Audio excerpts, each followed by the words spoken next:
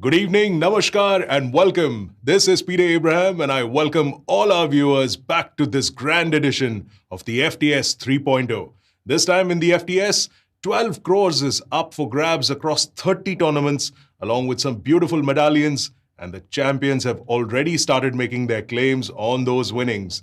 In some time, we're going to be starting to stream the final table of FTS number 11. That's the double stack event, where the winner takes home just under 5 lakh rupees for the win, along with a sweet 18-carat gold medallion and some amazing goodies courtesy of Spartan Poker. Let's take a look at this tournament and some details from the event.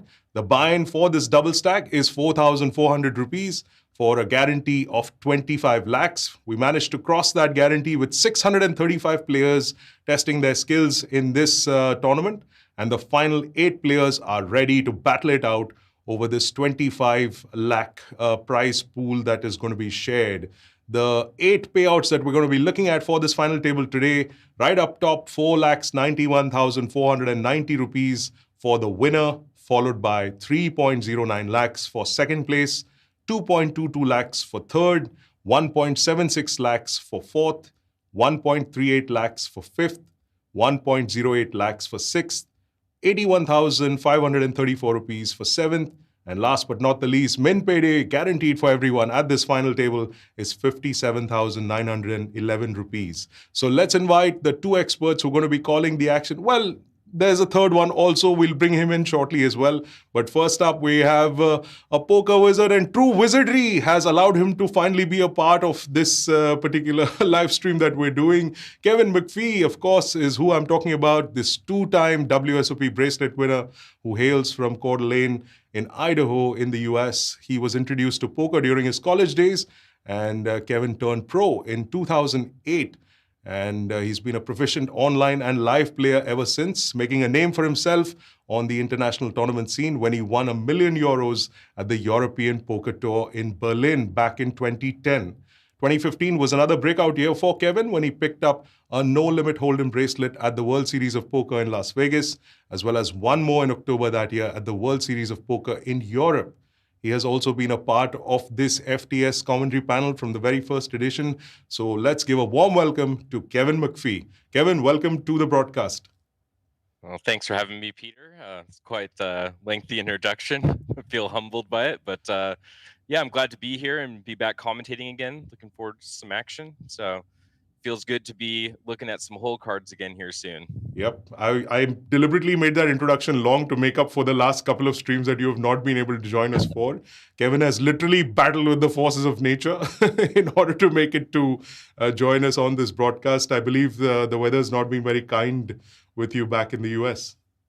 Yeah, I've been staying in New Orleans, and Hurricane Ida came through here, and it was a pretty fierce hurricane. I had to evacuate the city for a week, and then I went to Mississippi to kind of wait to come back, and did some gambling down there. But now I'm back in New Orleans. We finally have power and internet, so I'm able to join the stream. I'm sorry for missing you guys the last couple of streams, but excited to be back. So. Well, absolutely no worries, Kevin. We have been looking forward to your presence, and it's great to have you on the live stream.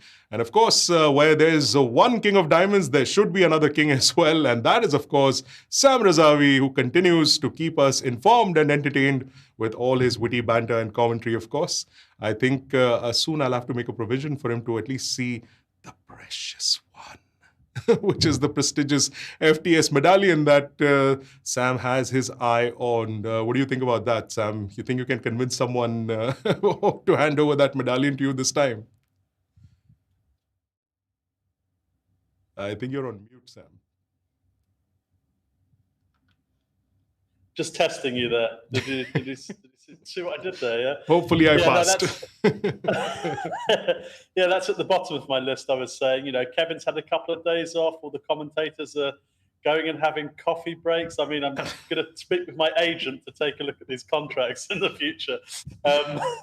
No, yeah, it's fantastic to be back. And it's. Especially I don't know if Kevin, hasn't had a chance maybe because he's been quite, busy traveling and battling hurricanes. But we've had 2 players that nearly won that extra bonus for nearly making 3 final tables on the trot. So I think two players made back-to-back finals, which is a lot of consistency going on here. So yeah, it's going to be changes every series. Yep. Well, it was wonderful to see those players making those final tables very close, but didn't quite get there to that 10 lakh bonus prize that they would have got had they made all three weekend special events as final table. But hey, that's the way it goes sometimes. So let's take a look now at the players who make this final table of the double stack, starting up with our chip leader, who's sitting on a pretty monstrous stack. More than 1 crore in chips behind him. That's 93 big blinds for Archit Saraogi, playing as Archit 789. He's a 26-year-old player who's been at it for a while, and he's also got the distinction of winning the Sunday Super Stack at Spartan Poker 3 times in a row. So plenty of experience from young Archit at this final table, and we'll be looking forward to seeing what he does with that big stack of his.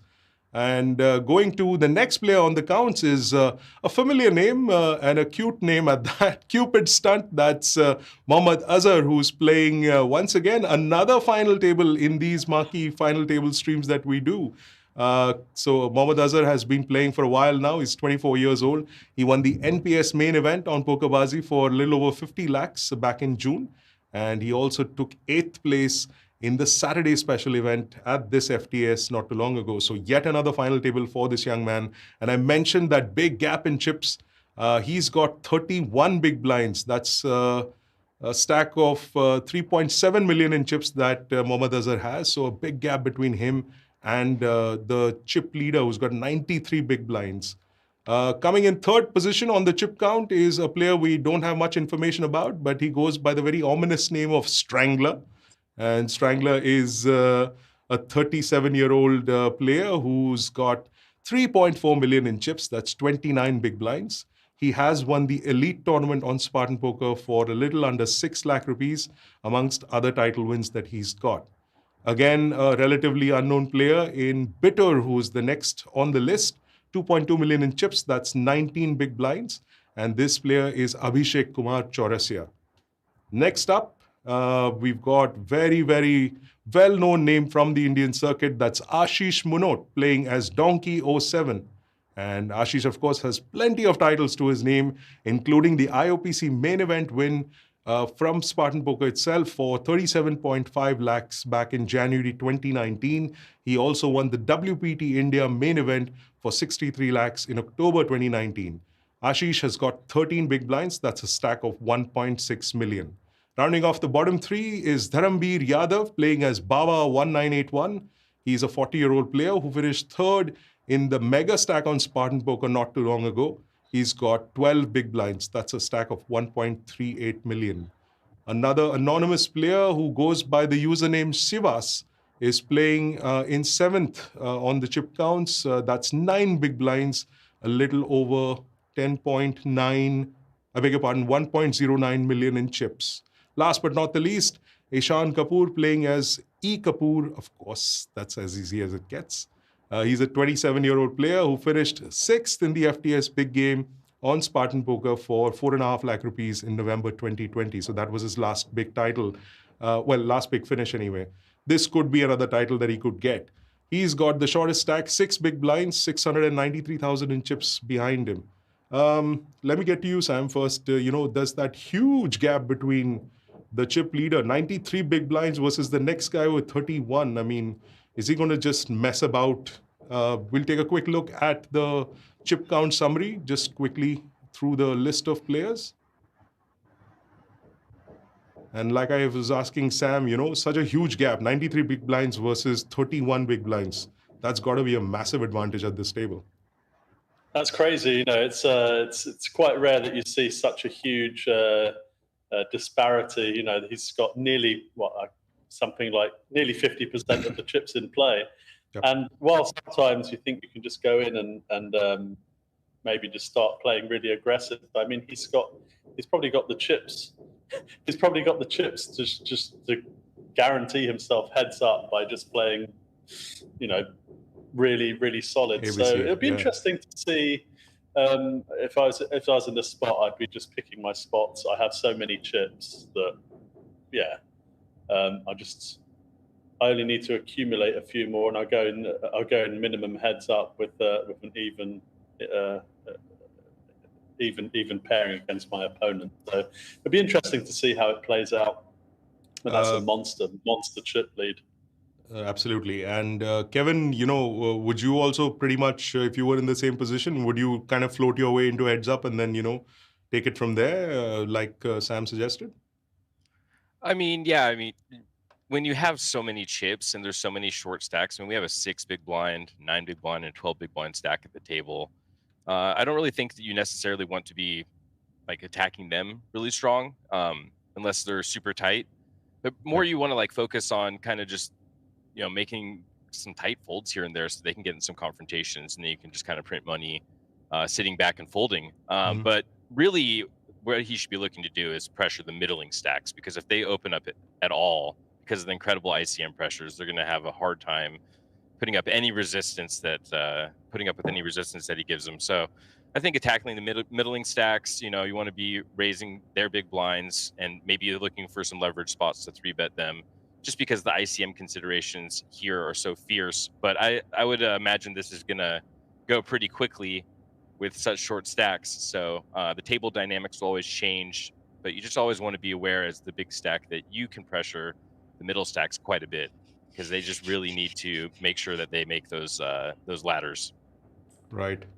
Well, these players are certainly not short on experience whatsoever. We've got plenty of titles won amongst all these players at the final table. But you can be a winner too. That's right. Our viewers who have tuned in religiously every single evening of this FTS series, you can answer this contest question that we're going to throw at you in a bit.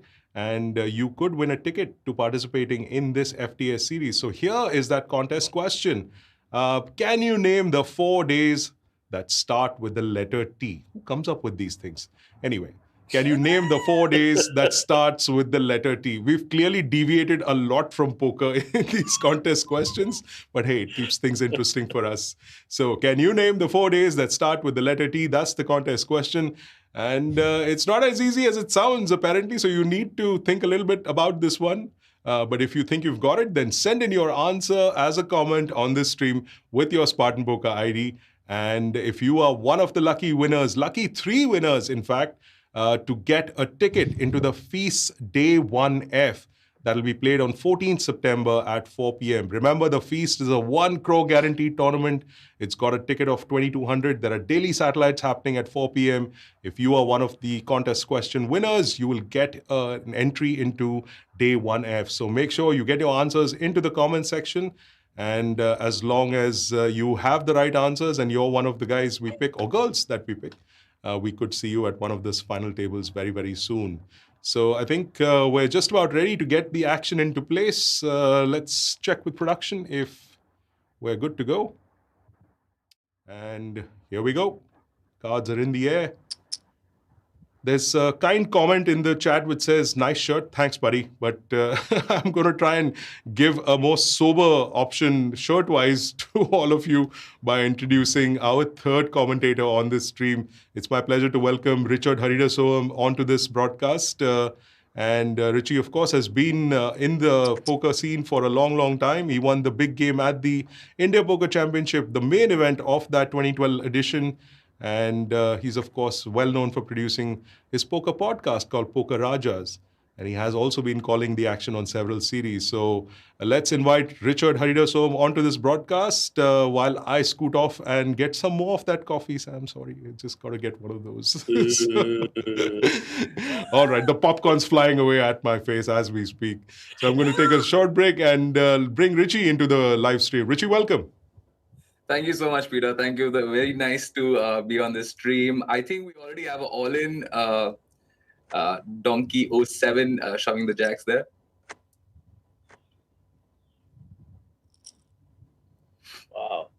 Wow. Ace Jack suited with the call, and the Jacks doubles up. So very nice for Donkey there. That's it's going to be good enough to put him in 3rd position now, or 2nd position, right? Kind of a tough spot there with the Ace Jack suited. I mean, it's pretty strong hand to fold. I certainly can't blame him for calling. But he has to be, I think, shoving pretty tight there with some of the other short stacks. So very close spot, and certainly can't blame him for calling with ace-jack suited there.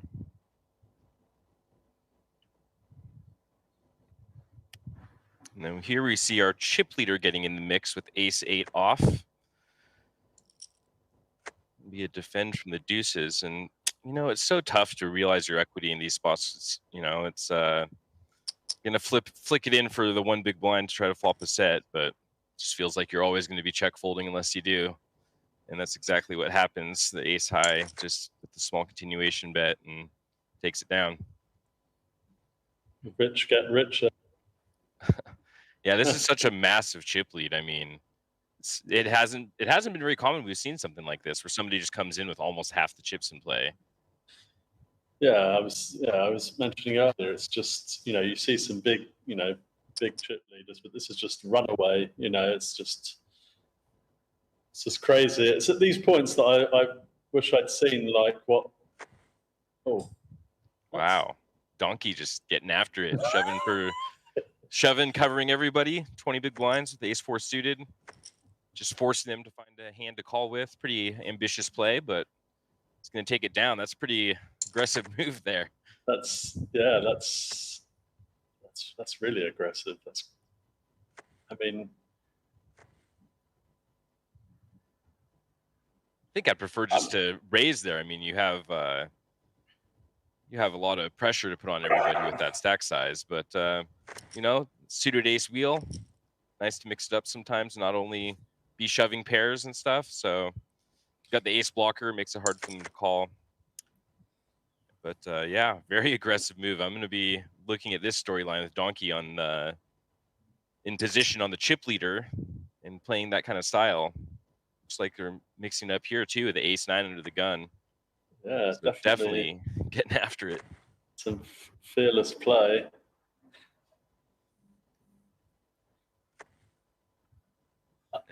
He's really going after the short stacks. I think the all-in a little too much, but second in chips now. Donkey was 7. Ashish Manot, one of the more experienced players on this table. Do you think he's maybe sort of playing on the fact that, you know, we were saying Archit's, you know, got so many chips that he's almost assuming the role of second in command and putting pressure on all the stacks, which is, you know, what Kevin was talking about, what Archit should be doing himself. I mean, although we see, yeah, Civis shoving with the 7s there and getting called by Donkey with the 4s and gets the double up. I mean, pretty short stack. Can't blame Donkey for calling there. But you know, the ace-4 suited hand's pretty interesting because if you look at the effective stacks behind, I mean, it's 120 big blind and the next or 160 big blind, and the next stack is, or the biggest stack is like 32, so 20 big blinds, and most of the other stacks were like sub 15 big blinds. So it's kind of just taking the gamble that like that specific stack doesn't wake up with a hand, and then just playing like, oh, this is plus EV against the rest of the stacks.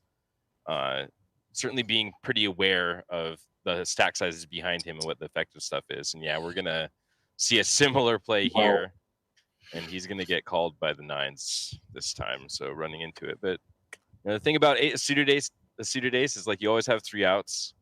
You have, you know, a lot of equity, and it just makes it tough for people to call. They have to wake up with a hand, and we do see wake up with a hand here, and there's those 3 outs coming. So the tour will be our, what is that, 8th place finisher, 9th place finisher, 8th place. 8th place. So good run by the tour. Certainly disappointing. Hold that hand. You have pretty nice position. And Donkey is gonna. This is gonna be really the storyline. Is Donkey 07 and the chip leader here battling? I think now, especially he's got about half his stack. I mean, he could double through him and flip the whole script here. Yeah, I think. Yeah, it looks like Donkey really isn't afraid of getting in the mix, and yeah, I mean, bitter. I would be feeling bitter if I'd lost that hand, you know, just finding itself up against the 1 overcard. But that's how the cookie crumbles sometimes. And A nice hand for the strangler, but won't be choking anyone with this hand. 10 high in the big.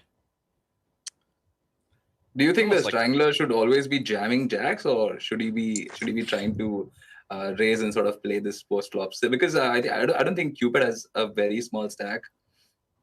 I would He probably has less probably than 10 consider blinds. being as a pretty viable option as well. I mean, you hate to just shut them out of the action and not give them rope to hang themselves with a hand as strong as jacks. But you know, you want to win the chips. You want to keep accumulating. You don't want something weird to happen post flop when you limp. So some people are just uncomfortable with jacks, but I think it's a pretty reasonable trap hand in that spot. I think you're right. Archit is never folding here, is he? Wow. Wow. That was not, what was that, like 5 big blinds or something? 4 A big little blinds? less than 5 big blinds, I think. Yeah. Yeah, it's really on the tight side. Ace King for Donkey, the most aggressive player since the table started. Yeah, oh, we'll wait Wow. to see transpires here. That's Wow. I don't. Yeah, I don't Yeah. really like the shove with Ace 8.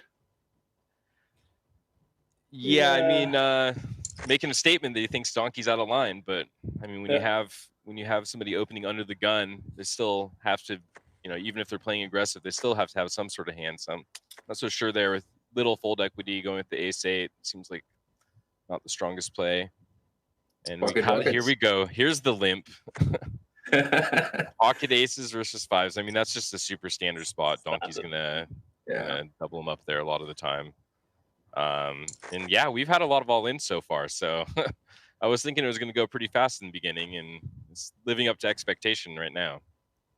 Yeah, considering the way the chips were distributed across the table, we were bound to see a lot of action. But I think still the Ace 8 was sort of an ICM superside. There were 2 stacks which was smaller than the player. So yeah, that was not a good time to call Donkey's bluff.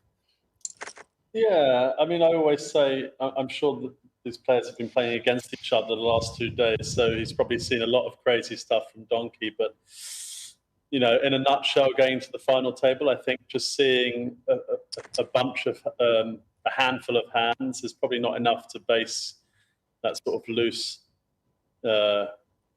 loose shove on. Yeah, I don't mind jamming against someone that's just opening all the time, but you know, choose to do it with something that you're not likely to be dominated when you get called. And yeah, interesting hand here with Civis open limping the King Jack suited, and our chip leader getting in the mix with the raise with the King 7 of Hearts. Very ambitious play, but the power of the flush draw and the ace high board will take it down for him. So I think I'd maybe like just to see a shove there from the King Jack suited. If you're going to limp call, there's plenty in the middle. I think I'd probably just go for the shove there. But yeah, the chip leader applying pressure just as they're supposed to.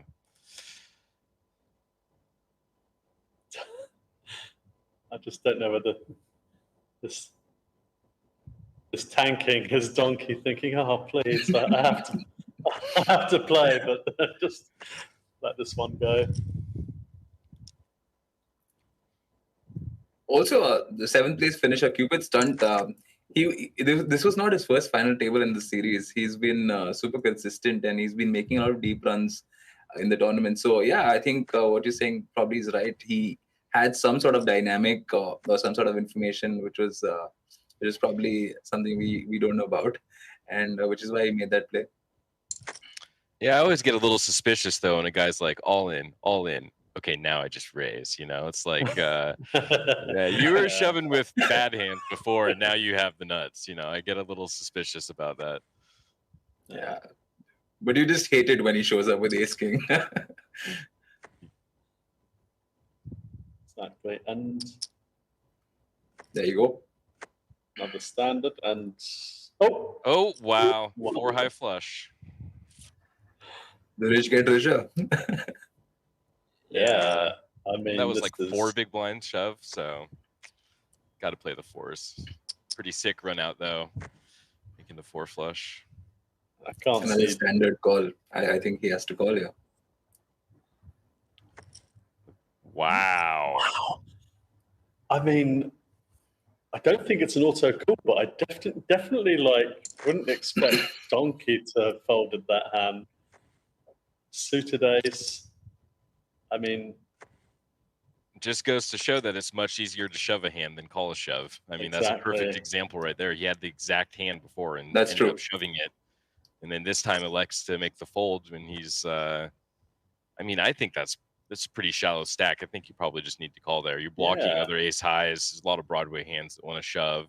So that is an example of gap theory from the old Skolansky books. I don't know if anybody knows those, but gap theory at its finest.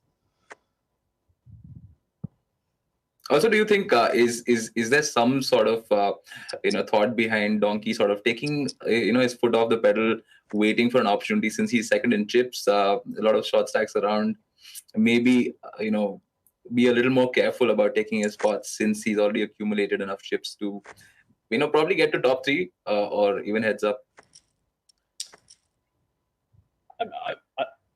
Yeah, I mean, he went in guns blazing straight off the bat, so it seems like that wasn't really the thought process to begin with. But now things have developed. Maybe, I guess your gears change depending on what transpires at the table. And now, yeah, he's in a strong position. I mean, I don't know what you think, Kevin, but yeah, he definitely came out of the starting gates. Yeah, it's a little confusing to me, I think, because he's just been firing so hard, like trying to play for the win, and really if you're chip leader in this spot, maybe I could see some reasoning behind making some folds to keep the ICM pressure on. This hasn't really been a min raise and take it down kind of game so far. It's been an all in sort of thing, as we see again here as Civis shoving the 3s, flopping a set. Oh my lord. And yeah, set holds. So wow. Kapoor are out in 5th place. Uh-oh. Yeah, I have a feeling this is something's happening here. Of all the players that might just pile this in, Donkey's the one. Oh, wow. Disciplined fold. Disciplined fold. I like that. Yeah. That's about 27 big blinds is probably a bit too much, and you just don't ever want to get called there because then you're kind of committing an ICM suicide. Having said that, we know what's happening here. There you go. The power of the ace. But the 3 out has been popular this evening.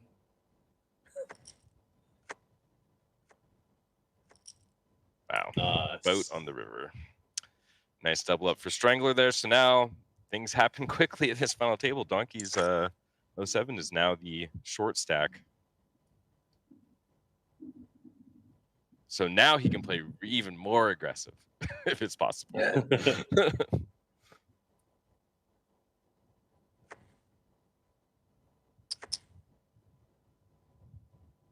Donkey's really taken all the spots, and I think it comes back to the fact that he's looking at chip stacks. He's attacking the stacks which are shorter, or at least shorter than him.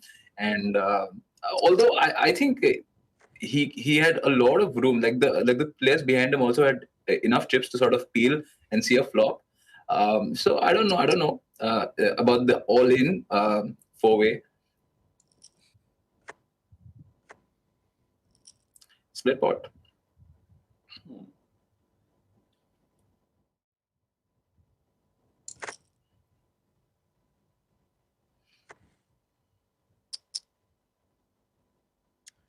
Yeah, now this is really the time where Archit 789 can just kind of min raise and apply a lot of pressure that way. Wow, and he's just going for it with the ace 4.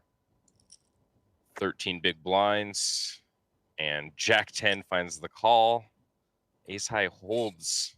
Look at all those outs he dodged. Wow. I mean, it was a lot of outs. Ace 9, Jack 10, running diamonds. Yeah, I'm always a bit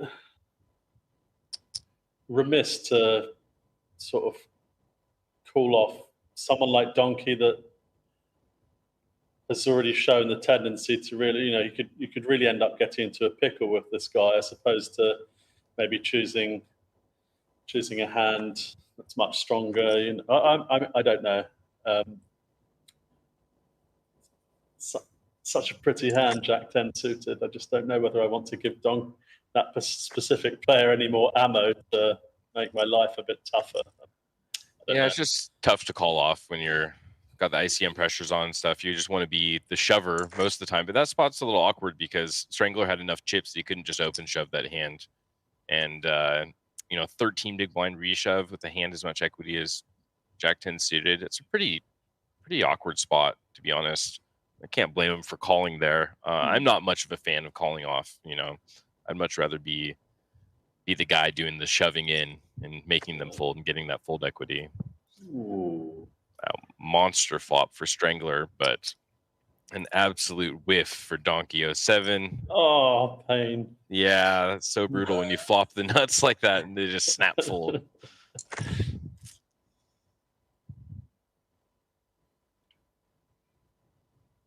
Well, this should be pretty interesting seeing how these players choose to change gears shorthanded. I mean, the blinds come around a lot faster, the pace speeds up, and your hand selection needs to widen a bit as well. And here we kind of see an example of that with a bunch of garbage hands out. Of course, Donkey is going to be the one getting after it with the 6-4 suited. Wow, and Strangler again, diamonds running hot.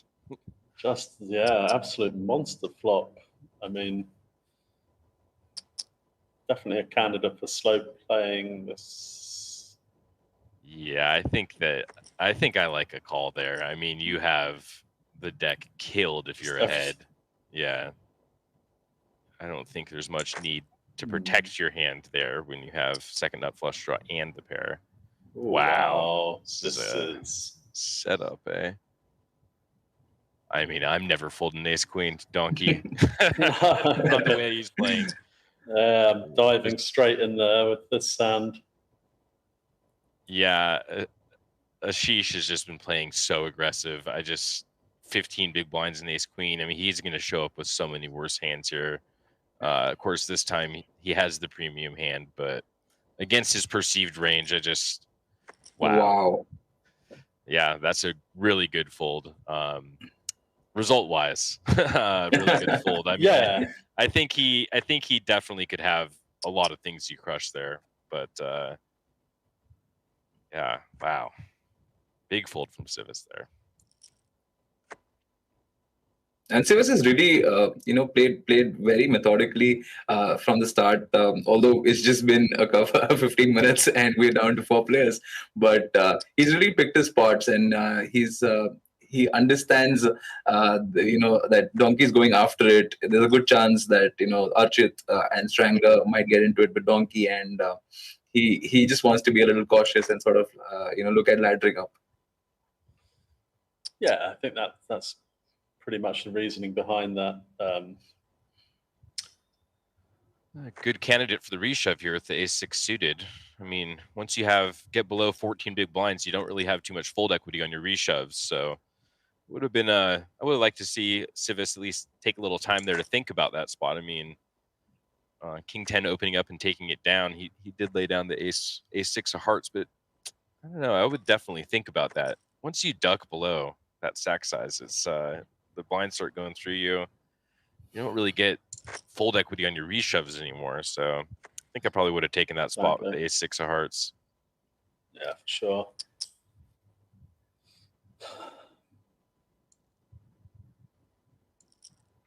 Wow, the peel from the small blind. We're getting hood, taking it to the streets. Wow, something for everyone. Although Civis isn't going to see a turn card.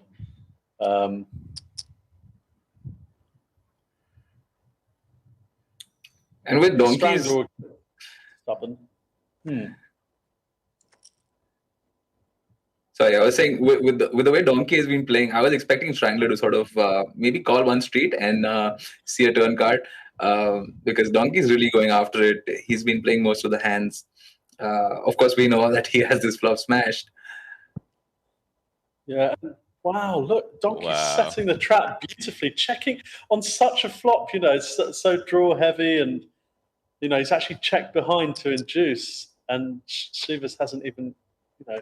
Yeah, and Sivas has a prime candidate to bluff with. I mean, if you're going to Yeah. call with that hand out of position and then have your opponent give up, I'd like to see a bet there. I mean, obviously we would known it would have been torching money, but very interesting check back there from Ashish. I mean, what do you think about that, Sam? I mean, I think I would probably just keep betting on that kind of texture, but pretty sneaky play. I mean, you have to keep betting, not only for value but to protect your hand. Obviously, I mean, you know, when you check behind, it's obviously a trap. But then what do you do when all the straight and flush cards complete on the end? I mean, I don't know. Wow, and now we're seeing some of the real big stack play here. Going after the second and chips, the king 6 off. Big 3-bet from the small blind, almost 4x. I mean, and ace queen folds. Wow. I don't know. I just four-handed. I can't see myself laying down the ace queen. I mean, I definitely would never be flatting there, but. Well, it seems like Archit's kind of been playing, you know, pretty straightforward and snug. I mean, not getting out of line too much here, and maybe Strangler just picking up on that, but really creative gear change there from from Archit 7, 8, 9. I mean, king 6 off is a very ambitious hand to be including in your range there. But if you can get ace queen to fold, then obviously it's great. So reading his table image that he'd built up to that point pretty well, and then finding the exploit. Yeah, I think now it's probably time to, you know, take the impetus and moving forward. While you've got Sivas there with his, you know, what, 7, 8 big blind stack to really press forward with that same game plan and apply pressure to Strangler and Donkey. Yeah, but if you're just opening for a min raise and then folding hand strong as ace queen, I mean, you're gonna get. I mean, what can you open anymore? You know, Exactly. That just goes to show how difficult it is for these middle stacks to navigate when they have a short stack and all those ICM pressures.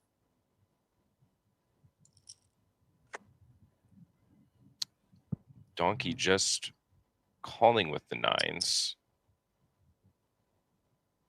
You see the down bet. It's going to be, I think, pretty hard for him to continue. Probably call 1. Wow, what a turn card. Donkey's really Strangler hitting surprised. the 4 and then just snap checking back too. I think Donkey's going to go for a small bet, trying to entice a call out of ace high or something. I could see like a 20% pot here, or just a check's fine. Now it's going to be interesting when he faces the bet here, because it looks like maybe he took a free card with a drawing hand, straight draw, and now is just deciding when checked 2-3 times that obligated to bluff. Of course, we know he turned the set and snap check back, and he calls. Yeah, does call. I mean, I don't think you can blame too much. There's a lot of things that miss, jack 9s and king jacks and 8-9 suiteds and stuff like that. I think that's kind of the logic there. But the old snap check back value bet on river is a sneaky line there from Strangler. Definitely, yeah. I think it's tough to fold the 9s given how that hand played out. It's also interesting to see that Donkey would have normally just gone all in with the 9s, but since Strangler's the largest stack, he wants to you know, play post flop and sort of see how it develops. Yeah, it's just kind of a disaster if you go all in and get called, you know, because of Sivas' extremely short stack, and plenty of value in still defending the 9s. So.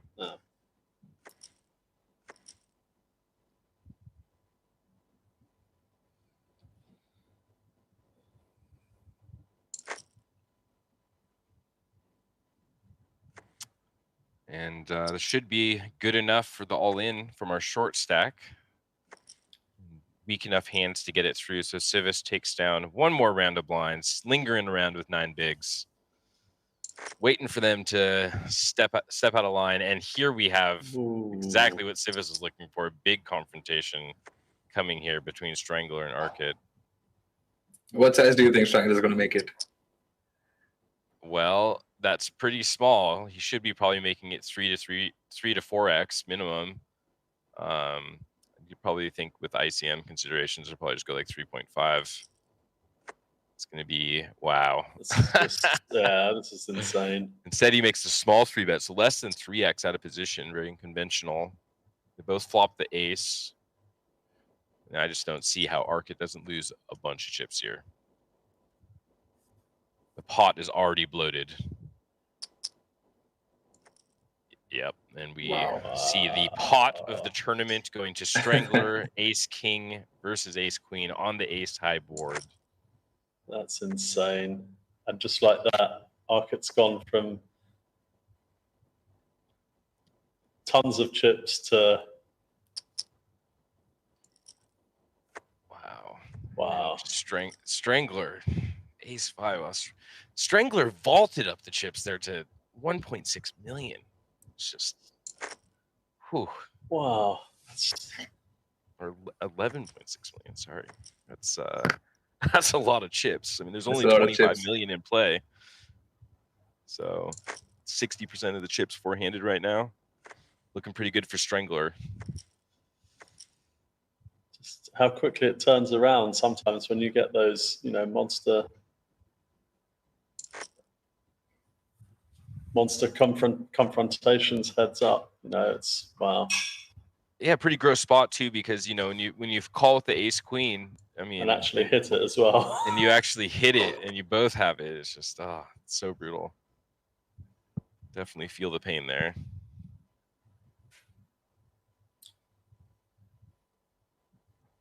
Interesting spot here with the King High and the Diamond draw. Probably good enough for a check call. And they both make the flush. I think we're going to see a check back here from the 3 diamonds, though. Yeah, kind of a these little spots, a little nuance. You have a King High with a flush draw on the turn. Do you lead? Do you check call? And pretty interesting that Ashish decides to go with the check call there rather than the lead. I guess he thinks Strangler would probably be taking a fair amount of stabs there, which, yeah, she did with the Jack 3 off. So well played there from Ashish.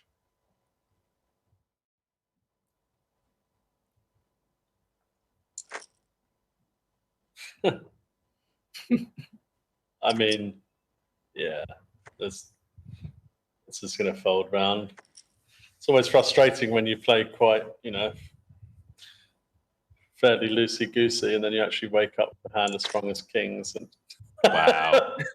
Just kings and aces back to back. And he's going to get a walk. That's so sick. That's unfortunate. That is sick. Queens now? I still have ace, play blind. Yeah, but these blind versus blind spots, I think this is a good spot to just limp. Yeah. You have a suited ace, excellent limping candidate. You can comfortably call a raise. You keep the range as wide as possible. And I just don't think we're going to see him folding any pair here for 1 bet. It's just whether or not the 9-3 suited has enough heart here to try to barrel it through. Boy, that's a pretty tempting card to check again. Yeah, it's just hard to think that that Strangler has too much when you snap checks back the turn. Yeah. Ace of Spades on the river is an amazing bluffing card that hits you. So I think I'd maybe like to see just another check there, because it's just so hard for Strangler to have a hand that he can call with. I mean, the hand was limped pre, and there was very unlikely that Strangler has an ace given that pre-flop action. So exactly. But I think that's a pretty good card to check. Wow. Okay, so Donkey with the ace 9, Archit, King 7 suited, And we have our 4th place finisher, our chip leader. And from the penthouse to the outhouse. as they exactly. say. And just look at this. It's just taking off. Wow. Suddenly. Did we just lose 2 players in 2 hands?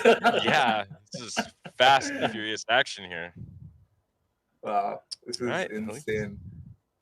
Starting our heads up, Ashish, our WPT champion, Donkey 07. And Strangler heads up for the title and the medallion. Yeah, I mean, it's going to be really disappointing for, when you come in with so many chips. I mean, there's not much you can do with that ace queen, ace king setup, but I'd definitely be kicking myself for the rest of the day, wondering what might have been. I mean, is it just a snap call? He called so fast on the turn without really even any consideration. I think I'd like to think about it for a second, Yeah, like it was just. I mean, there's no way he's bluffing there. I mean, I think that the best you can hope for is a split, I guess. Was this just a click back out of position? It was. The min raise on the button and a min re-raise out of position, basically. So very strange play from Strangler there, but taking that line of Queen Jack's kind of interesting. But he did flop the top pair and get rewarded for it and takes down the pot. But it's either a pretty good hand to defend. Well, clearly the kind of coffee that I'm drinking is causing all sorts of disruptions at this table. What went down? I mean, that was crazy. I mean, what are we into it? 35 minutes into the action and we're down to heads up? Yeah, you've definitely got access to the doom switch. That's what you do when you say, I'm just going for the coffee. Well, that seems to be it. Richie, you've been on this table for a while now. I mean, there's some interesting hands that you've already seen. Yeah, absolutely. I mean, it just got really intense really quick. We saw some really brave play from Donkey. He's made it heads up, so he did something right, and it's been amazing. Yeah, there was that little stretch where he was just going absolutely almost back-to-back hands, going all in, and just built a stack up from there. And now, yes, all that aggression finally pays in terms of getting into heads up. Well, that's it's time for us to say goodbye to Richie. We have a slight audio issue with him as well, but thank you so much to Richard Hariasom for joining us on this broadcast. It was fun as usual. We will see you again in the rest of this week, I'm sure. Have a good one. And back to the action. Heads up. The stacks are pretty even at this point. Well, 1.5 is to 1-ish, but one hand can change it all. It's amazing how the chips have flowed across this table. I mean, it's just like a hop, skip, jump between players, holding the chip lead, and then that hand with Archit, of course, against Strangler, ace, king, ace, queen. I think, Kevin, you mentioned that it was the pot of the tournament, and I think from there to to where we are right now, it's pretty intense action happening. Yeah, I mean, come on, guys, let us breathe for a second. Like we're calling it all in and trying to analyze it. The next hand, you're all in before we're even done. This is, this is really a fast pace. And man, that ace king to ace queen hand really just vaulting Strangler into this position. And now we're getting to see a pretty interesting heads up match because we have some stack depth here. Yep. And we have two contrasting styles. I mean, Donkey's just been playing hyper aggressive. Strangler a little unconventional with some out of position re-raises and some bigger pre-flop sizing. So it's nice to see kind of two different styles battle against each other at this stack depth. I think it should be a lot of fun to watch. Yeah. And I think, I mean, really Donkey's the one that's, really driven the action from the get-go, and I think that's why we've come to this point so quickly, because he's like really forced the action early, and it just shows things could go either way when you take that approach, and he's gone. Whoa. Let's pause that for a second and see what transpires here, because Yeah, and again we see Strangler going with the out of position min re-raise with a hand that would normally be a defend, just trying to slow down Donkey, just throwing whatever he can in front of him, the kitchen sink, just to try to slow him down. And this boy. is gonna be it right here. Wow. And now Strangler's actually checked.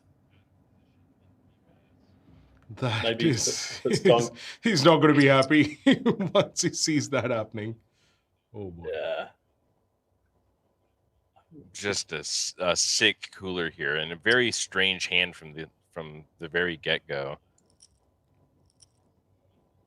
Wow. Did Donkey leave some on the table there? I think he did. That wasn't a check raise all in, was it? Yeah, there was he some. just check raised. He just called the check raise. I think you just shoved that hand if he has ace-high flush. Heads up. 3-bet shove the river.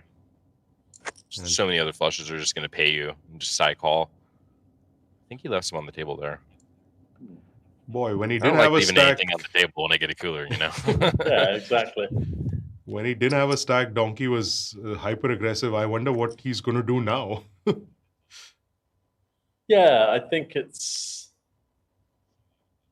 going to try and make quick work of things, but I mean, it's hard to predict. Yeah. Who knows what's going to happen here? Yeah, we've been seeing some strange action on this final table. It's been quick, it's been weird, but hey, that's the nature of this game we love. And it's what keeps us coming back for more.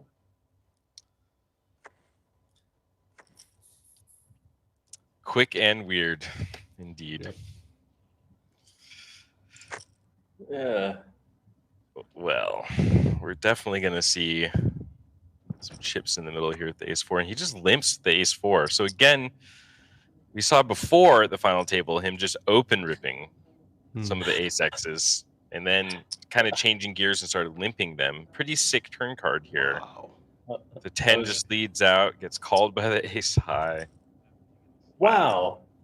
Just That's, no consideration snap fold.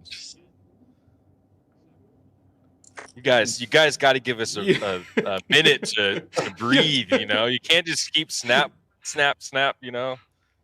We're just Please, getting for used the to one hand. commentators. Yeah, we're just getting used to one hand, and then boom, there's just another one, and then Yeah. another one. Wow.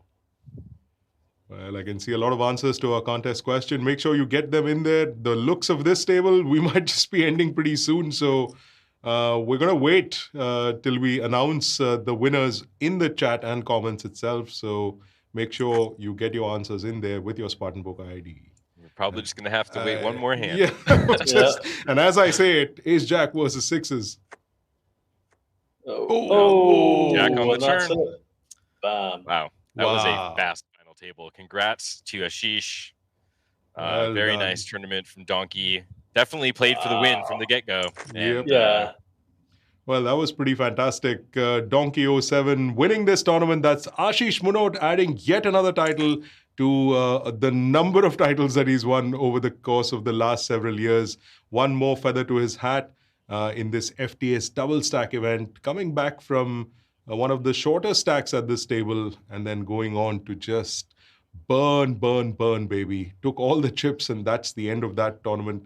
I think we'll have to go back, gentlemen, to that one hand, which I guess is the hand of the day, the hand of the tournament, the ace-king versus the ace-queen between Archit and Strangler. Let's have a look at that hand again.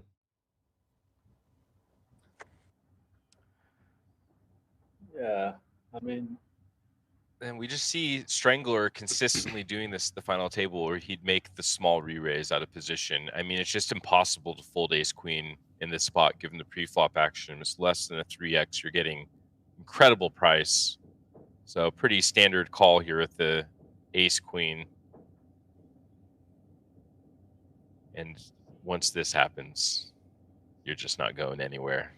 I'm just picturing both players thinking that they've got the best of it at this point in time. And poor Archit 789, the river pretty much disappointment for him at the end of that hand. Yeah, but man, it's such a snap call on the turn. I would at least like you guys, for our sake, Yes. so we can get our commentary in. Well, there To you at go, least folks. consider for a second the gravity of the situation you're in. Please. I know, it's like we've got to make sure that we try and get some of that action to comment on, but clearly these guys at this final table of the double stack not giving 2 cents about that. But let's take a look at the winners and the payouts that have happened for this double stack event. In 8th position was Abhishek Kumar playing as Betur, and he took home 57,000 rupees. Next to get eliminated was Mohammad Azer playing as Cupid Stunt, one of the cuter names that we've come across in this tournament.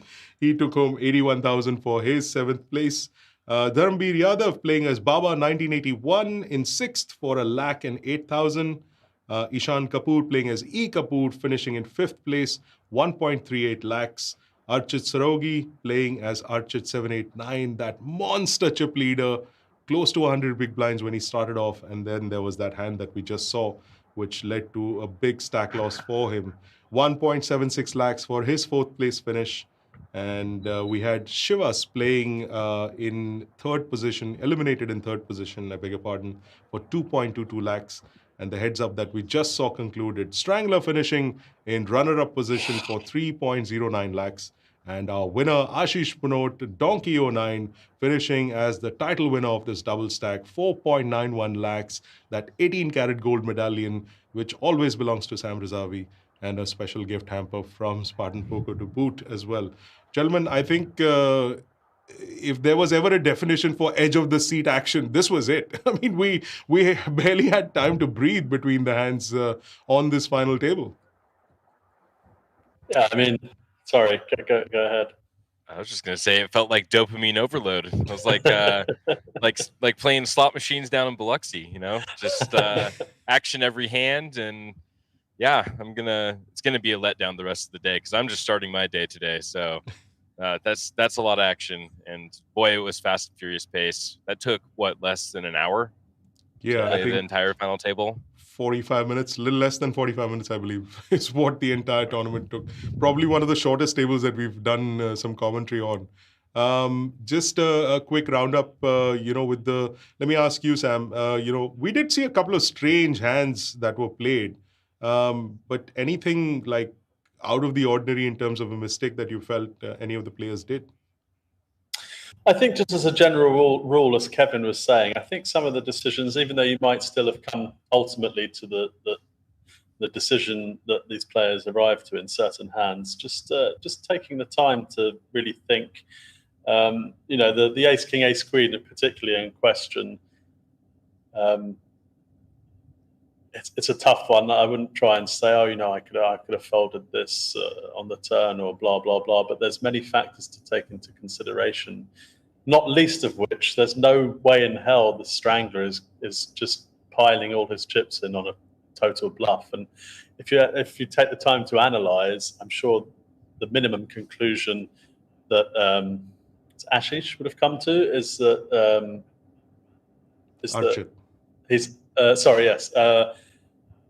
is that he's up against minimum the same hand, But yeah, I mean, some hands just play themselves. But I think sometimes I've certainly found myself, and even in a live tournament where you have even more time to make decisions, I've definitely had occasions where I've acted too fast because I feel like I know exactly where I'm at, and then after making a particular mistake, I've sat down and thought, maybe I would have still come to that decision, but it doesn't hurt to. You always have time. Doesn't hurt to sort of analyze everything that's going on. And, that's all I would say as a takeaway from that. Yeah, I mean, Kevin, we've discussed it, over the course of this final table about the fact that as commentators, we didn't get an opportunity to even comment on the hands. I mean, from the player's perspective too, it must be such a rush to sort of get these hands one after the other and these are not small hands by any means. So do you think that it's easy to take a beat and then, decide that, or it's just that you're now in the zone and just keep going at it one after the other and maybe end up paying the price? Well, yeah, I mean, I think some of these players are pretty studied. So if you see the snap call, it's kind of, he's already made up his mind. He knows that possibly if he thinks about it too long, there's a saying I have: think long, think wrong, and if you think too long, that you might, trick yourself into making a fold that isn't really game theory optimal. So that could just be part of his studying. He just knows, I'm never folding this spot. He snap calls it off. I think personally it's always good to take a little time, if nothing for then to make your opponents think that they can make you fold in this spot. There could be a competitive advantage to that. But yeah, I mean, think long, think wrong. They're definitely not thinking very long, and he was wrong. So, but yeah, I mean, I just agree with everything that Sam says. You just don't want to ever rush yourself. I mean, the tournament, the tournament's going to end when the tournament's going to end. You can't just force all the chips to go your way immediately, and just take your time, make your decisions, let us breathe for a second. Yes. Just dopamine overload, call, all in. It was a really wild game we watched today, but it was a lot of fun. Well, there you go, folks. The final table series bringing yet another action-packed and truly an action-packed, a blazingly fast action-packed table from the double stack event. We had a lot of fun. Even though it was a short broadcast, it was a lot of fun bringing you all the action. Just a quick reminder of our contest winners. The names have been announced. We've got Pooja Z playing as, who's got the ID Tinkerbell, K. Shahjahan with the ID Shahjahan Kalai, and Sohan Tomar playing as Best 1818. These are the winners of those 3 tickets for the tournament, the day 1F of the Feast tournament. Make sure you get to be a part of the FTS series by playing in the Feast. That's a 1 crore guaranteed tournament with a buy-in of just 2,200. And of course, you can also take part in our contest where you could win a ticket into any of these tournaments as well. On that note, I'd like to say thank you very much to our commentators, Kevin Mcphee, Sam Razavi, and of course, Richie Haridasoam, who joined us for this broadcast. And we'll bring you hopefully another action-packed, but maybe not this fast a final table very, very soon. So till tomorrow evening, it's goodbye from all of us.